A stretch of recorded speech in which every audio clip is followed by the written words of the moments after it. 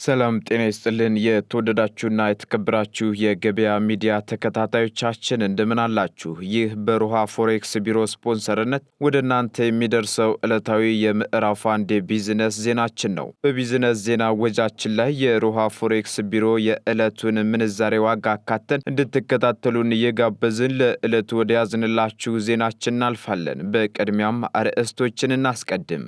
በአዲስ አበባ ከተማ 18 ሄክታር መሬት ለሊዝ ጨረታ ሊቀርብ መሆኑ ተገለጸ። ይህ የከተማ አስተዳደሩ ጨረታ ከመቼ ጀምሮ መቼ ይጠናቀቃል የሚሉትን አካተን በጨረታው ያልተካተቱትን ክፍለ ከተሞች በዝርዝር መረጃችን ይዘንላችኋል። ኢትዮጵያውያን የሚበዙባቸውን ፍልሰተኞች የጫኑ 4 ጀልባዎች ሰጥመው 181 ፍልሰተኞችና 5 የጀልባዎቹ ሰራተኞች የደረሱበት እንዳልታወቀ የዓለም አቀፉ የስደተኞች ድርጅት አስታውቋል። በዚህም አደጋ ዙሪያ የዓለም አቀፉን የስደተኞች ድርጅት ሙሉ መረጃ በዝርዝር ወደ እናንተ እናደርሰዋለን። አገልግሎቱን ለማስተካከል ከአገልግሎት አቅራቢዎች ጋር እየሰራሁ ነው ሲል ኢትዮ ቴሌኮም አስታወቀ። ኩባንያው የገጠመውን ችግር በመግለጽ ለማስተካከል እየሰራሁ ነው ብሏል። ኢትዮ ቴሌኮም ምን ገጠመው? በዝርዝር መረጃችን የምትሰሙት ጉዳይ ነው። 27ቱ የአውሮፓ ህብረት አባል ሀገራት መሪዎች ባካሄዱት ልዩ ጉባኤ በ800 ቢሊዮን ዩሮ የአውሮፓ የመከላከያ ኃይልን ለመገንባት ተስማሙ የሚሉትና ሌሎች የቢዝነስ መረጃዎችን ወደ እናንተ እናደርሳለን። ትኩስና ታማኝ የቢዝነስ መረጃዎችን ለማግኘት ታዲያ የገበያ ሚዲያን መወዳጀታችሁን እንዳትረሱ እያልን በዝርዝር ወደምንመለከተው መረጃ እናልፋለን። ካፓዶሺያ ሪል ስቴት በመሃል ሜክሲኮ ልደታ ላይ ዘመናዊ አፓርትመንት ቤቶችን ጥንቅቅ አድርገን ማስረከባችን ይታወሳል። አሁን ደግሞ ፒያሳ ቴዎድሮስ አደባባይ ሞናርክ ሆቴል ፊት ለፊት እንዲሁም በወዳጅነት ፓርክ ሳይታችን ላይ ቅንጡ አፓርትመንት ቤቶችን ይዘን ብቅ ብለናል። ፒያሳ ሳይት ላይ 10 በመቶ ለሚከፍሉ በካሬ 90 ሺህ ብር ሲሆን 50 በመቶ ለሚከፍሉ ደግሞ በ75 ሺህ ብር ብቻ። ታዲያ ሁሉም ሳይቶቻችን የከርሰ ምድር ውሃ፣ አውቶማቲክ ጀነሬተር፣ ሰፊ ቴራስ፣ ሊፍቶች፣ ጋርቤጅ ሹተር እንዲሁም ሰፊ በረንዳ ያላቸው ሲሆኑ በፍሎር 3 እና 4 ቤቶች ብቻ። ለበለጠ መረጃ በ0931 28 33 28 ይደውሉ። ካፓዶሺያ ሪል ስቴት። አገልግሎቱን ለማስተካከል ከአገልግሎት አቅራቢዎች ጋር እየሰራሁ ነው ሲል ኢትዮ ቴሌኮም አስታውቋል። ኢትዮ ቴሌኮም የኢንተርኔት አገልግሎት ፍጥነት መቀነሱንና መቆራረጥ ችግርን ለመፍታት እየሰራሁ ነው ሲል አስታውቋል። በቀይ ባህር ውስጥ በሚያልፍ ከፍተኛ ባንድዊድዝ ተሸካሚ ዓለም አቀፍ ባህር ጠለቅ የኢንተርኔት መገናኛ መስመር ላይ ባጋጠመ መቋረጥ ምክንያት የኢንተርኔት አገልግሎቶችን በሌሎች አማራጭ መስመሮች ብቻ እየሰራ ነው ሲል ኩባንያው ገልጿል። ኩባንያው አገልግሎቱን ለማስተካከል ከአገልግሎት አቅራቢዎች ጋር ከፍተኛ ጥረት በማድረግ ላይ እንደሚገኝም አስታውቋል። በዚህ የተነሳም ሰሞኑን የኢንተርኔት አገልግሎት ፍጥነት መቀነስና መቆራረጥ እንዳጋጠመው የገለጸው ኢትዮ ቴሌኮም ችግሩ እስኪፈታ ድረስ ደንበኞቹ በትዕግስት እንዲጠባበቁ በመጠየቅም ለደረሰው የአገልግሎት መስተጓጎል ደግሞ ይቅርታ ጠይቋል።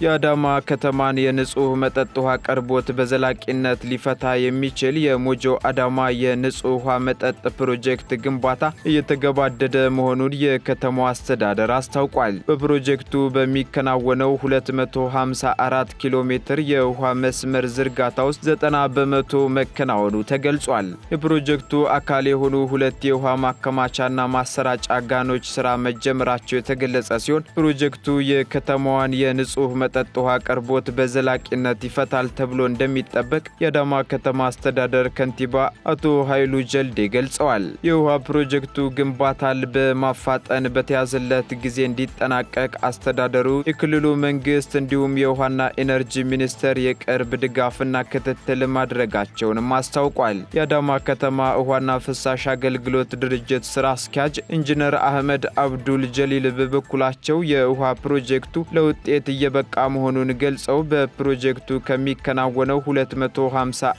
ኪሎ ሜትር የውሃ መስመር ዝርጋታ ውስጥ 90 በመቶ መከናወኑን ጠቁመዋል። እንዲሁም የ13 ጥልቅ የውሃ ጉድጓዶች ቁፋሮ ስራ ሙሉ በሙሉ ተጠናቆ የውሃ ስርጭት ለመጀመር ዝግጅት እያደረገ መሆኑንም አስረድተዋል። ከስድስት ትላልቅ የውሃ ማከማቻና ማሰራጫ ጋኖች ውስጥም ከፊሎቹ መጠናቀቃቸውን ጠቅሰው ከነዚህ መካከል ሁለቱ በዛሬው ዕለት ስራ ጀምሯል ብለዋል።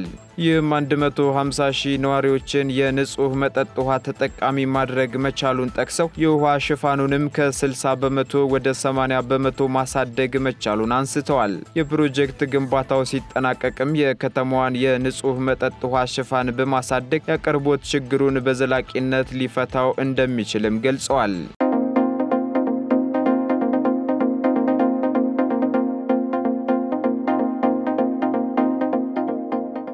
ኢትዮጵያውያን የሚበዙባቸውን ፍልሰተኞች የጫኑ 4 ጀልባዎች መስጠማቸው ተሰምቷል። በየመንና በጅቡቲ የባህር ዳርቻዎች ላይ 4 የስደተኞች ጀልባዎች በአንድ ሌሊት ሰጥመው ቢያንስ የ2 ሰዎች ሕይወት ሲያልፍ 181 በላይ ሰዎች በፍለጋ ላይ እንደሚገኙ የዓለም አቀፉ የስደተኞች ድርጅት አስታውቋል። ጀልባዎቹ ከጅቡቲ ወደ የመን ስደተኞችን ጭነው ሲጓዙ እንደነበር የተገለጸ ሲሆን አብዛኞቹ ስደተኞች ኢትዮጵያውያን መሆናቸው ተነግሯል።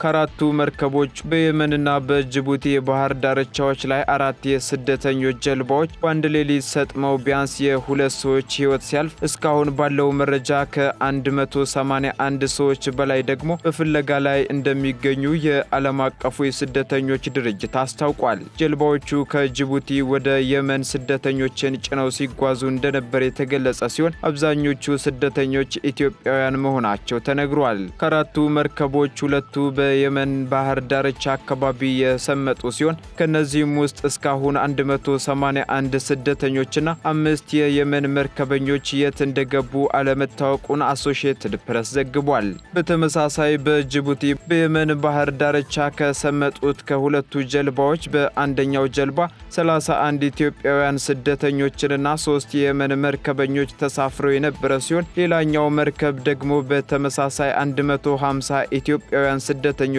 4 የየመን መርከበኞች ጭኖ እንደነበር ተገልጿል።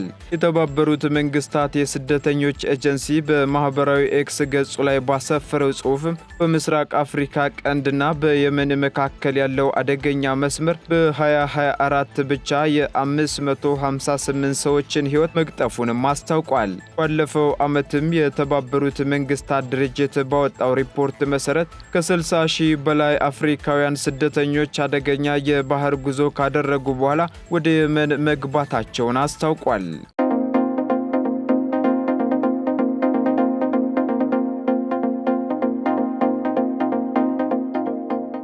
በኦሮሚያ ክልል ምስራቅ ሸዋ ዞን ፈንታሌ ወረዳ በተደጋጋሚ የተከሰተውን የመሬት መንቀጥቀጥን ተከትሎ ከቤታቸው የተፈናቀሉ አርብቶ አደሮች ለከፋ ችግር መጋለጣቸውን ገልጸዋል። አርብቶ አደሮቹ ከተደጋገመው ርዕደ መሬት በኋላ ከብቶቻቸውን በሙሉ ከቤት ንብረታቸው ጋር ይዘው ለመፈናቀል የተገደዱትም እነዚህ የአካባቢው ነዋሪዎች ወደ አስፓልቱ ዳር መጠለያ ቢሰበሰቡም በቂ የምግብና የመኖ ድጋፍ እየተደረገላቸው ባለመሆኑ እየበረታ በመጣው የበጋ ሐሩር ምክንያት ከብቶቻቸው ጭምር እያለቁባቸው መሆኑን ገልጸዋል። አፋርና ኦሮሚያ ክልሎች አዋሳኝ አካባቢ በተደጋጋሚ የሚታየው የመሬት መንቀጥቀጥ ተከትሎ ቤተሰቦቻቸውንና ከብቶቻቸውን ይዘው የመኖሪያ ቀያቸውን የለቀቁት ነዋሪዎቹና የአካባቢው አርብቶ አደሮች ከተፈናቀለን ወዲህ አስቸጋሪ ሕይወት እየመራን ነው ሲሉ መናገራቸውን በዘገባው አመላክተዋል።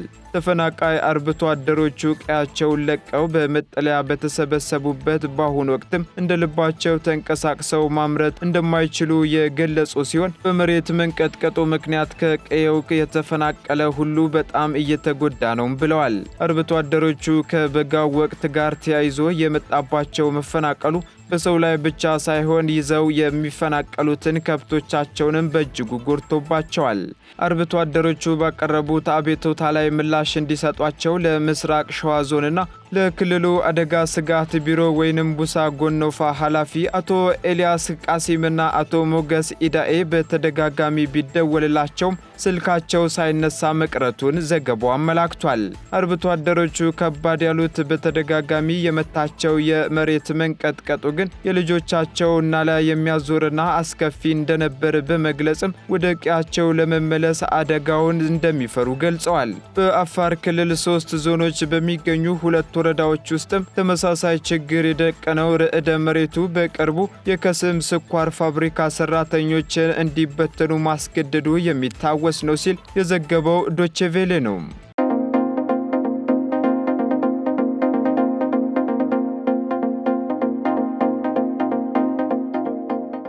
በአዲስ አበባ ከተማ 18 ሄክታር መሬት ለሊዝ ጨረታ ሊቀርብ መሆኑ ተገልጿል። የአዲስ አበባ ከተማ አስተዳደር መሬት ልማትና አስተዳደር ቢሮ በጥቅሉ 18 ሄክታር ስፋት ያላቸው 427 ቦታዎችን ለሊዝ ጨረታ ሊያቀርብ እንደሆነ ተገልጿል። በአዲስ አበባ 9 ክፍለ ከተሞች የሚገኙት እነዚህ ቦታዎች ለመኖሪያና ለንግድ አገልግሎት የሚውሉ መሆናቸው ተገልጿል። ለጨረታ የሚቀርቡት ቦታዎች በተለያየ አግባብ ወደ መሬት ባንክ የገቡ ይዞታዎች መሆናቸውን የአዲስ አበባ የመሬት ልማትና አስተዳደር ቢሮ የመሬት ዝግጅትና ባንክ ጥበቃ ዳይሬክተር አቶ ሀብታሙ ተስፋዬ ተናግረዋል። በአሁኑ ዙር ጨረታም በቦሌና ልደታ ክፍለ ከተሞች የሚገኙ የመሬት ይዞታዎች እንደማይካተቱ ዳይሬክተሩ መግለጻቸውን ኢትዮጵያ ኢንሳይደር አስነብቧል።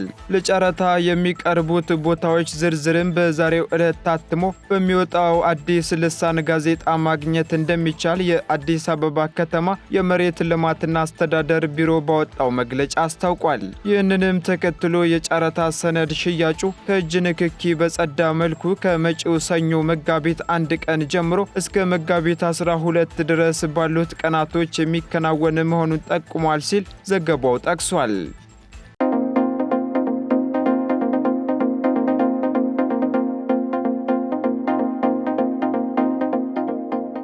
በ8 ዓመታት ውስጥ ባልተቀጠሩ ሰራተኞች 22 ሐሰተኛ ሰራተኞችን ስም ከ2 ሚሊዮን ዶላር በላይ ያጭበረበረው የሰው ሀብት ባለሙያ በቁጥጥር ስር መዋሉ ተገለጸም። ግለሰቡ የሰዎችን ስም በደሞዝ መክፈያ ሰነድ ውስጥ በማስገባትና በማጭበርበር ወንጀል በቁጥጥር ስር ውሏል የተባለው የሻንጋይ ቴክኖሎጂ ኩባንያ የሰው ኃይል ስራ አስኪያጅ በደርዘን በሚቆጠሩ የውሸት ሰራተኞች ስም በርካታ መጠን ያለው ገንዘብ ሲያጭበረብር እንደነበር ተደርሶበታል። ግለሰቡ በኩባንያው ውስጥ የሌሉ ሰራተኞችን በደሞዝ መክፈያ ሰነድ ውስጥ በማስገባትና ደሞዛቸውን በመሰብሰብ ድርጅቱን በሚሊዮኖች የሚቆጠር ገንዘብ በማጭበርበር ለእስር ተዳርጓል ተብሏል። ይህ የማጭበርበር ድርጊት ሊደርስበት የቻለውም በሐሰተኛ ስም ባስመዘገበው አንድ ሰራተኛ የተሳካ የሰዓት ሪከርድ እንደሆነ ተገልጿል። በርካታ ሰራተኞች በስራ ሰዓት በጊዜ ባለመድረስ የተለያየ ክስና ማስጠንቀቂያ በሚደርስባቸው የሻንጋይ ቴክኖሎጂ ኩባንያ ውስጥ ዣንሰን የተባለ አንድ ሰራተኛ ግን አንድ ቀንም ከስራ ማርፈድ ጋር ተያይዞ ስሙ ተነስቶ እንደማይታወቅ እንዲሁም ሰራተኞችም ግለሰቡን ከስሙ በስተቀር በአካል አይተውት ባለማወቃቸው ባደረጉት ምርመራ የሰው ሀብት ስራ አስኪያጁን ማጭበርበር ሊደረስበት ተችሏል ተብሏል። ያንግ የተባለው የሰው ኃይል ስራ አስኪያጅም በፈረንጆቹ 2014 የቴክኖሎጂ ኩባንያውን የለቀቀ ሲሆን በተለያዩ የስራ ክፍሎች ውስጥ የሚገኙ ሰራተኞችን የማቀናጀትና የማስተዳደር ኃላፊነትም ነበረው ተብሏል። ቀጥሎም የተለያዩ የውሸት ሰራተኞችን ስም በማዘጋጀት የድርጅቱ አካል እንደሆኑ በማስመሰል የባንክ ሂሳባቸውን በማዘጋጀት ከደሞዝ መክፈያ ጋር በማገናኘት 2 ሚሊዮን ዶላር ገንዘብ ሲያጭበረብር ኖሯል ተብሏል። የተሳካ የስራ ሰዓት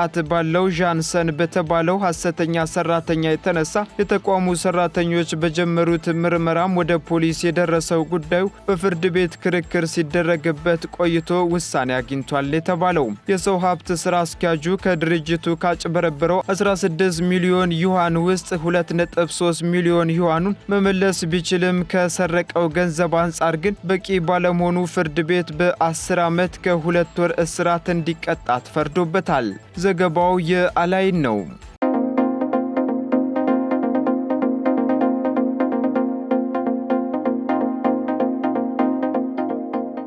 27ቱ የአውሮፓ ህብረት አባል ሀገራት መሪዎች ባካሄዱት ልዩ ጉባኤ በ800 ቢሊዮን ዩሮ የአውሮፓን የመከላከያ ኃይል ለመገንባት ተስማምተዋል ተብሏል። ትናንት የተጠራውና እስከ እኩለ ሌሊት የዘለቀው የ27ቱ የአውሮፓ ህብረት አባል ሀገራት የመሪዎች ልዩ ጉባኤ የአውሮፓን መከላከያ በአስተማማኝ ሁኔታ ለመገንባት ያስችላል የተባለውንና በአውሮፓ ኮሚሽን የቀረበውን እቅድ በሙሉ ድምፅ የተቀበለው መሆኑ ተገልጿል። ኮሚሽኑ ከቀረበው የ800 ቢሊዮን ዩሮ እቅድ 650 ቢሊዮኑ በአባል ሀገሮች በጀት የሚሸፈን ሲሆን 150 ቢሊዮኑ ደግሞ በብድር የሚገኝ ነው ተብሏል። መሪዎቹም ፕሬዝዳንት ትራምፕ በአውሮፓ ላይ እየገፉት ካለው አዲስ ወታደራዊና ፖለቲካዊ ፖሊሲ አንጻር እቅዱን በጥድፊያና በሙሉ ድምፅ ማጽደቃቸው ነው የተሰማው። አውሮፓን እንደገና ለማስታጠቅና ለማብቃት ታስቦ በአውሮፓ ኮሚሽን የቀረበው ቅድም ከ800 ቢሊዮን ዩሮ በላይ እንደሚያስወጣ የተገለጸ ሲሆን ኮሚሽኑ ይህን እቅድ በአስቸኳይ ያዘጋጀውና ያቀረበው ፕሬዝዳንት ትራምፕ ደግሞ ወደ ስልጣን ከመጡ ወዲህ ለህብረቱ ሰላምና ደህንነት በአሜሪካ መተማመን ባለመቻሉ ነው ተብሏል። ቀደም ሲልም አውሮፓ የራሱ የሆነ መከላከያ ሊኖረውና ከአሜሪካም ሆነ ከሰሜን አትላንቲክ ጦር ቃል ኪዳን ድርጅት ኔቶ ጥገኝነት ሊላቀቅ ይገባል በማለት የሚከራከሩ አባል ሀገራት የነበሩ ሲሆን በአሁኑ ወቅት ግን በተለይም ፕሬዝዳንት ትራምፕ በዩክሬን ጉዳይ ከፕሬዝዳንት ፑቲን ጋር በተናጠል ንግግር መጀመራቸውን ስጋት ውስጥ እንደጣላቸው ተገልጿል። በተጨማሪም በሪያድ የሁለቱ ሀገራት ልዑካን ውይይት መቀጠሉ እንዲሁም ከአሜሪካ ለዩክሬን የሚሰጠው ወታደራዊ እርዳታ መቋረጡ አውሮፓውያን ፈጥነው ወደ ራሳቸው መከላከያ ግንባታ እንዲገቡ እንዳስገድዳቸውም ታውቋል። የጉባኤው ተሳታፊዎች በማንኛውም በሩሲያና ዩክሬን የሰላም ውይይት ላይ ዩክሬንና የአውሮፓ ህብረት መሳተፍ እንዳለባቸው ያሳሰቡ ሲሆን ከሃንጋሪው መሪ ሚስተር ኦርባን በስተቀር ለዩክሬን የሚሰጡትን እርዳታ አጠናክረው መቀጠል መስማማታቸውን የተገለጸው በአሜሪካ ወታደራዊና የመረጃ ግንኙነት መቋረጥ ምክንያት ሊፈጠር የሚችለውን ክፍተት ለመድፈንና ዩክሬንን ለማገዝ መስማማታቸውን ያስታወቁት የህብረቱ አባል ሀገራት አሁን ላይ የአውሮፓ የደህንነት ሁኔታ ጥያቄ ውስጥ እየገባ በመሆኑ ቀድሞ መዘጋጀት አስፈላጊ እንደሆነ መስማማታቸውን አስታውቀዋል። ሆኖም ግን የእቅዱ ተግባራዊነት ቀላል እንደማይሆንና ጊዜም ሊወስድ እንደሚችል የሚገመት ሲሆን አውሮፓ መከላከያ ለመገንባት ከአሜሪካ ጋር ሊያቆራርጠው እንደማይገባ መገለጹ ነው የተነገረው።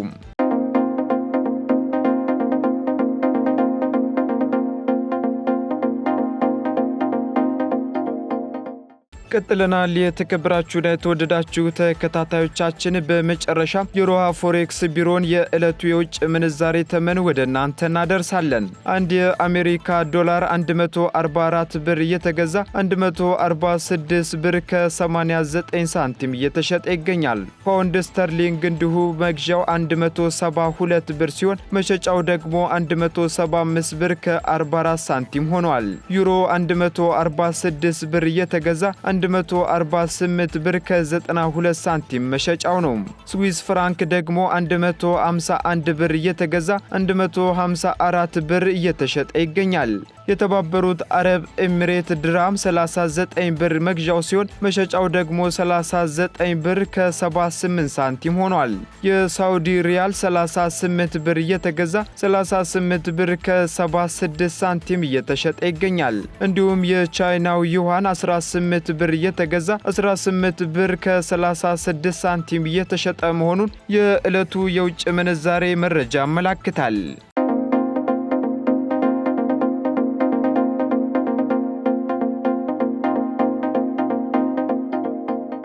የተወደዳችሁና የተከበራችሁ የገበያ ሚዲያ ተከታታዮቻችን ለሰዓቱ ያዝንላችሁ መረጃዎቻችን እነዚህን ይመስሉ ነበር። አዳዲስና ትኩስ የቢዝነስ መረጃዎችን ለማግኘት ታዲያ የገበያ ሚዲያን እንድትወዳጁ የሁል ጊዜ ግብዣችን ነው። መልካም ጊዜን ተመኘን።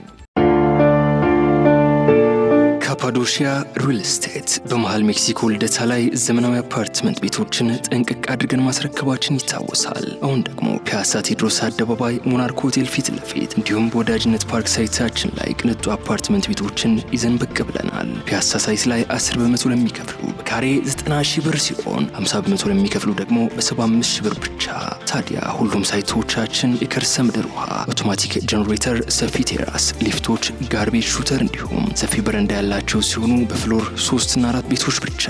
ለበለጠ መረጃ በ0931 28 33 28 ይደውሉ። ካፓዶሺያ ሪል ስቴት